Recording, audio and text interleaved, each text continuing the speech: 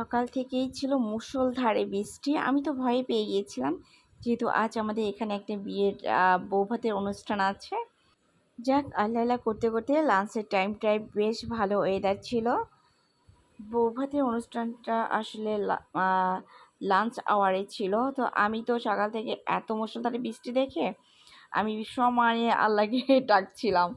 মানে স্বাভাবিক, এটা খুবই সুন্দর করে আয়োজন করেছে ভাই। তো সেখানে যদি এরকম বৃষ্টি হতে থাকে তাহলে গেস্টরা কীভাবে আসবে? আর আমাদের নিচে এই কর্নারটা বেশ অনেকটা খোলামেলা জায়গা, তো কোনো অনুষ্ঠান হলে আসলে এখানেই করা যায়। আর আমি কেবলই গোছল করে ড্রেসটা পরে চলে আসছি, হ্যাঁ, হালকা একটু সেজেগুজে চলে আসছি, যার জন্য একটু অন্যরকম লাগছে আমাকে। আর এই যে খাবারটা কিন্তু বেশ মজার ছিল। এই নিচে বসে ওনারা রান্না করেছে। ছিল কাবাব ছিল, রোস্ট ছিল, ঝালগোট ছিল, একটা মিক্সড সবজি ছিল, হ্যাঁ, এবং সাথে বোরহানি ছিল আর জর্দা ছিল। জর্দার উপরে যে ছোট ছোট মিষ্টিগুলি থাকে না, এটা কিন্তু আমি খুব পছন্দ করি। তো খাবারগুলি সত্যি অসাধারণ ছিল। আর এটা হচ্ছে রাতের বেলার খানাপিনার আয়োজন ছিল আমার বাসায়। তো আমি আসলে ডিমটাকে এরকম রান্না করে খেতে এত পছন্দ করি। আমার আসলে না ডিম পোস্ট এটা আমি খেতে পারি না, বেশি একটা ভালো লাগে না আমার কাছে।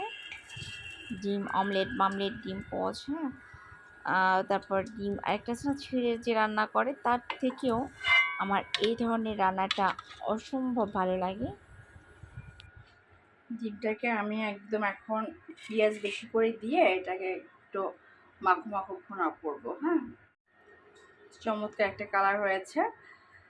আমি এটাকে শুধুই সামান্য হলুদের গুঁড়া আর লবণ দিয়ে ভেজে নিয়েছি। দেন এবার আমি পেঁয়াজ কুচি দেবো বেশি করে, আর একটু আদা দিব, বেশি করে একটু তেল দিব, তারপর এটার সাথে কষাবো একটু, হ্যাঁ। ডিমটাকে আমি আসলেই অনেক যত্ন করে করেছি, কারণ এরকম ডিম ভুনা আমার বরাবরই ভীষণ পছন্দের। এই তো আমার রান্নাবান্না মোটামুটি কমপ্লিট হয়ে গেছে, আমি টেবিলে দিয়ে দিচ্ছি। অবশ্য আমাদের অনেক কিছু খাওয়া হয়ে গিয়েছে তার আগে। এটা আসলে মাঝ পর্যায়ে আমি আসলে ভিডিও করেছি, আমার এতটা খেয়াল থাকে না ভিডিও করার জন্য। হঠাৎ করে দেখা যায় অনেক কিছু খাওয়া হয়ে যায়, তারপরে মনে পড়লে এখন একটু ভিডিও করি।